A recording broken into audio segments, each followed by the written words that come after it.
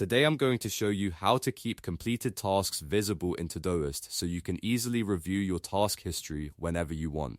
This is a really helpful setting if you like tracking what you've finished, checking past progress, or simply keeping a record of completed work inside a project or inbox. If this tutorial helps you out, make sure to hit the like button and subscribe for more simple Todoist tips and productivity guides.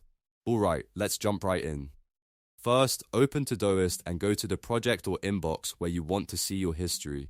This is the place where your completed tasks will show up once the setting is turned on, so make sure you're in the correct area before changing anything. Once you're inside the project or inbox, look to the top right corner of the screen.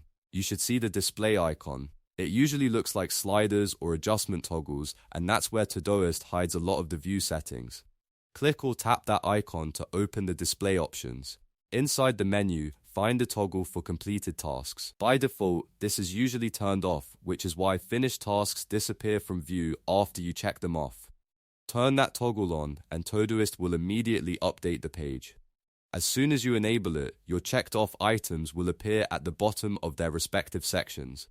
That means you can still see what has been completed without losing the structure of your project.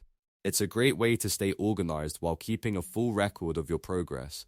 If you're managing a team, planning recurring work, or just like having a visible history of what's been done, this feature can be really useful. It helps you look back at completed items without having to search through activity logs or archived notes. And that's it, you now know how to keep completed tasks in Todoist. It only takes a few clicks, but it can make a big difference in how you track your workflow. If this video helped, please give it a like and subscribe for more Todoist tutorials, productivity tips, and easy step-by-step app guides.